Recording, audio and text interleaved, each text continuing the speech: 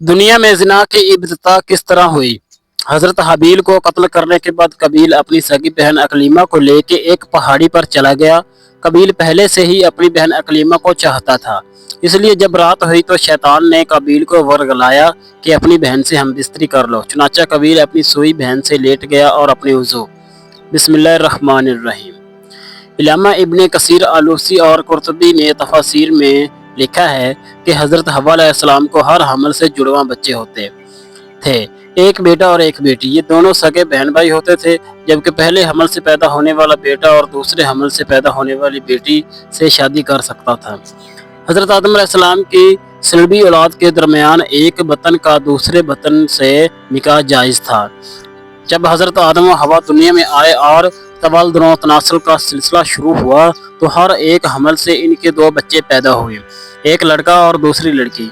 इस वक्त जबकि आदम अलैहिस्सलाम की औलाद में सिवाय बहन भाइयों के कोई और ना था और भाई बहन का आपस में निकाह नहीं हो सकता था, तो अल्लाह ताला ने इस वक्त की ज़रूरत के लिहाज से शरीयत आदम अलैहिस्सलाम में ये खुसूसी हुक्म जारी फरमाया था कि एक हमल से जो लड़का और लड़की पैदा हो वो आपस में हकीकी बहन भाई समझे जाएंगे और उनके दरमियान निकाह हराम होगा।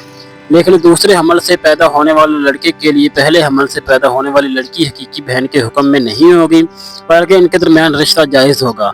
हज़रत आदम अलैहिस्सलाम की शरीयत में ज़रूरत तवल्लुद तनासुल की वजह से ये जायज़ था, इसके अलावा और कोई शक्ल ना थी। इसको अल्लाह ताला ने उस वक़्त जायज़ फरमाया था, चूँकि बाद में इसकी ज़रूरत ना रही, इसलिए फिर हज़रत आदम अलैहिस्सलाम के बाद आने वाली हर शरीयत में इसको मना कर दिया गया कि कोई बहन भाई आपस में शादी नहीं कर सकता।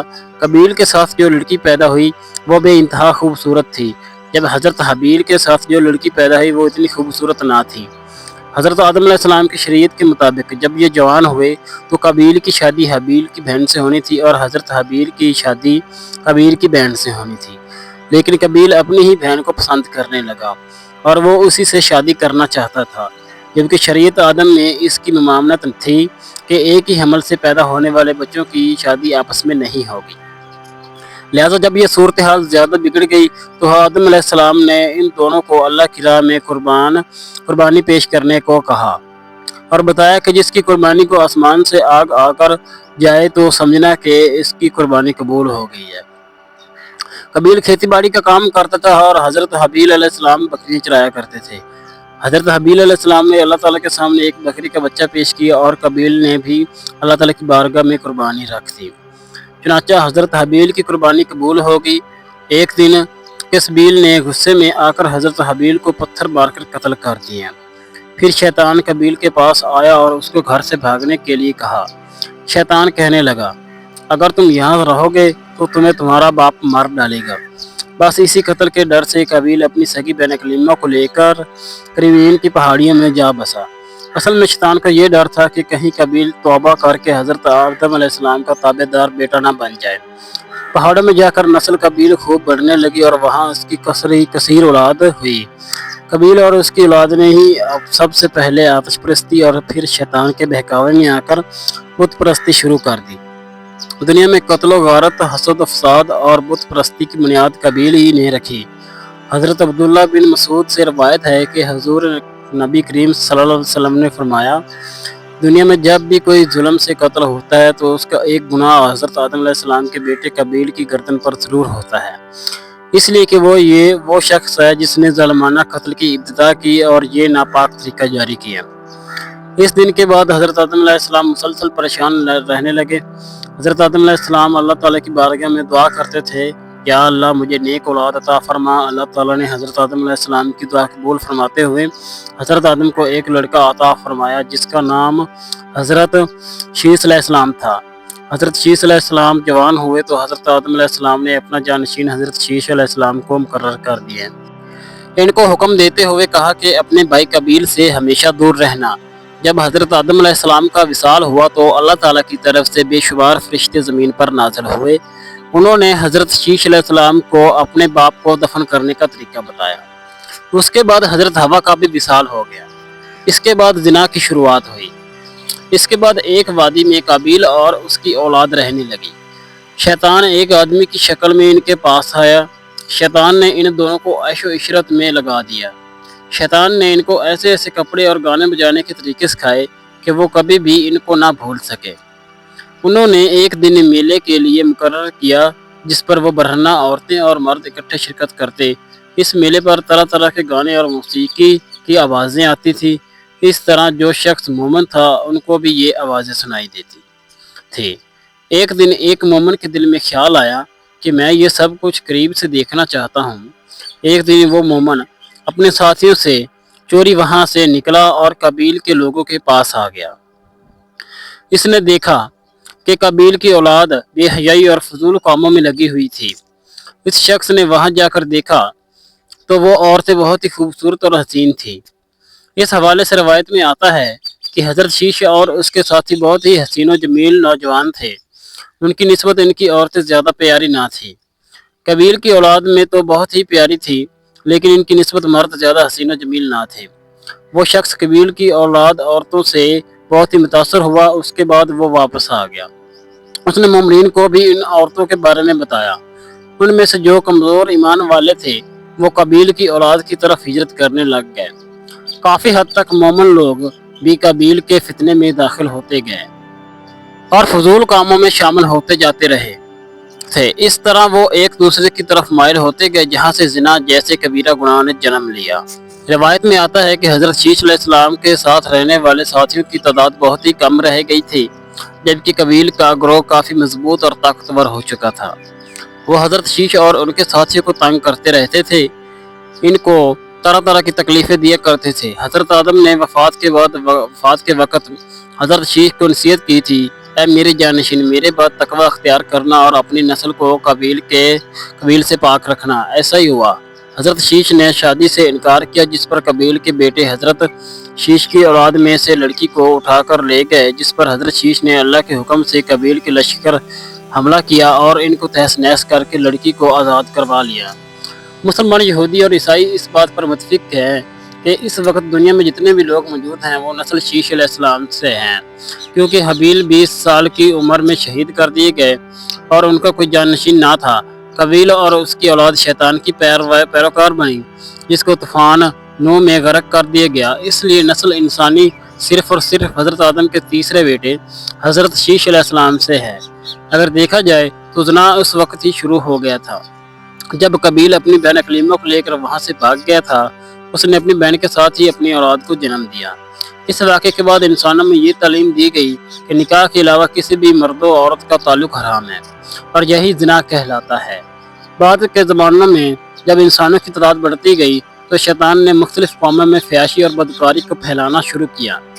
ख़ुसूसन लूत अलैहिस्सलाम की कौम के ज़माने में फाशी अपने अरूज पर पहुँच गई, यहाँ तक कि वो लोग खुल्लम खुला गुनाह करने लगे।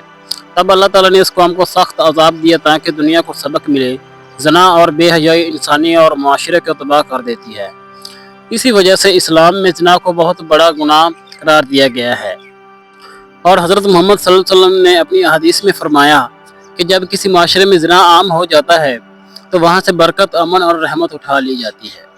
इसलिए इस्लाम ने निकाह को आसान और ज़ना को सख्त हराम करार दिया ताकि माशरा पकीज़ा और महफूज रहे। कबील और हबील के वाक़े के बाद जब आदम अलैहिस्सलाम की औलाद ज़मीन पर फैलने लगी तो अल्लाह के नेक बेटे शीश अलैहिस्सलाम को नबूवत अता हुई। उन्होंने लोगों को ये तालीम दी कि अल्लाह के बताए हुए निकाह के तरीके पर कायम रहो और अपनी ख्वाहिशात को काबू में रखो। इनकी रहनुमाई में बहुत से लोग नेकी और पाकीज़गी की ज़िंदगी गुजारने लगे, मगर वक्त गुजरने के साथ साथ कुछ लोग पहाड़ों से उतरकर मैदानों में बसने लगे, जहाँ दुनिया की रंगीनी और ख्वाहिशात ने आहिस्ता आहिस्ता दिलों को मुतासर करना शुरू कर दिया। रवायतों में आता है कि शैतान ने इंसानों को गुमराह करने के लिए नई नई चालें चली। इसने लोगों को मौसीकी, नाच और ज़ाहिरी खूबसूरती के ज़रिए एक दूसरे की तरफ माइल करना शुरू किया ताकि मर्द और औरत एक दूसरे के करीब आएं। कहा जाता है कि एक दिन नीचे रहने वाले लोगों ने जश्न मनाया, जहां औरतें बन संवर कर आईं और मर्दों ने इन्हें देखा। इस मंजर ने बहुत से लोगों के दिलों में ख्वाहिशात को भड़का दिया। शैतान ने इन्हें ये एहसास दिलाया कि अगर वो अपनी ख्वाहिशात के पीछे चलें तो इसमें कोई बड़ी बात नहीं। आहिस्ता आहिस्ता कुछ लोगों ने निकाह के पाक रास्ते को छोड़कर नाजायज़ ताल्लुकात कायम करने शुरू कर दिए। यूँ इंसानों के माशरे में पहली मरतबा बदकारी और बेहयाई खुलकर ज़ाहिर होने लगी। जब ये खबर शीश अलैहिस्सलाम तक पहुँची तो वो बहुत गमगीन हुए। उन्होंने लोगों को सख्ती से नसीहत की कि शैतान के धोखे में ना आओ, क्योंकि यही रास्ता इंसान को अल्लाह की रहमत से दूर कर देता है। उन्होंने अपनी कौम को बताया कि जब इंसान अपनी ख्वाहिशात को अल्लाह के हुक्म से ऊपर रखता है तो फिर इसके दिल में ना शर्म बाकी रहती है और ना खौफ खुदा।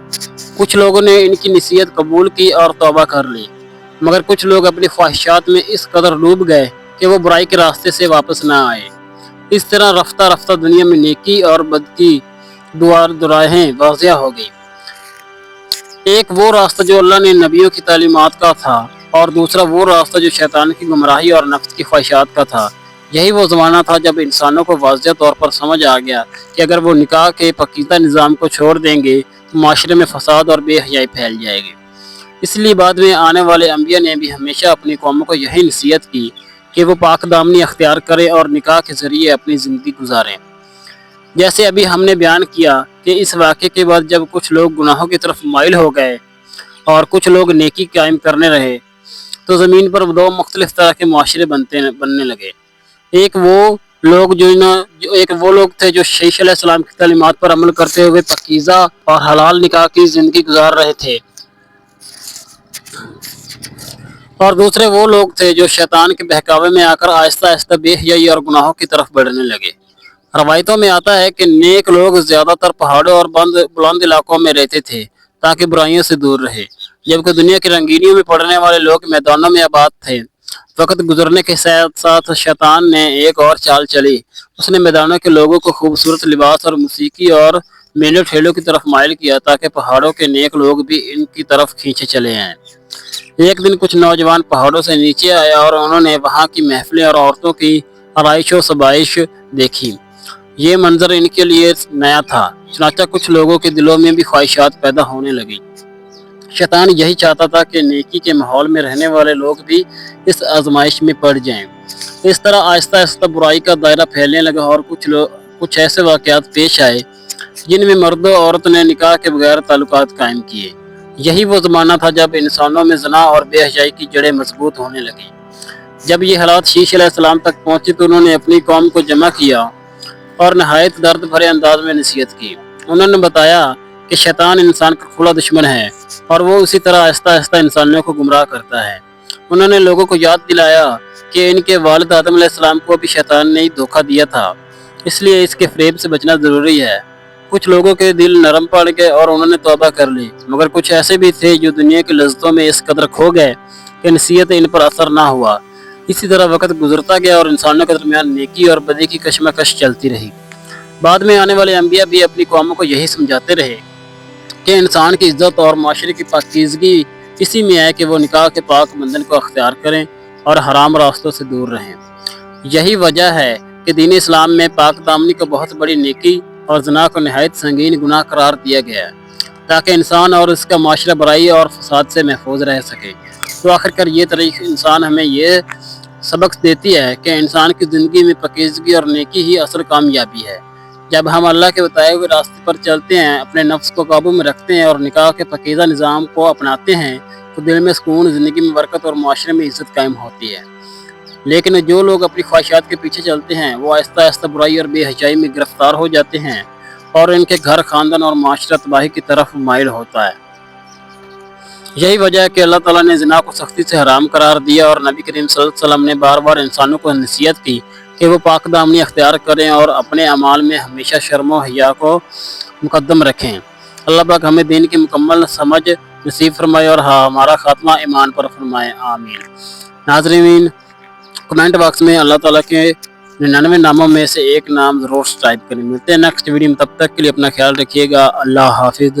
वीडियो देखने के लिए शुक्रिया।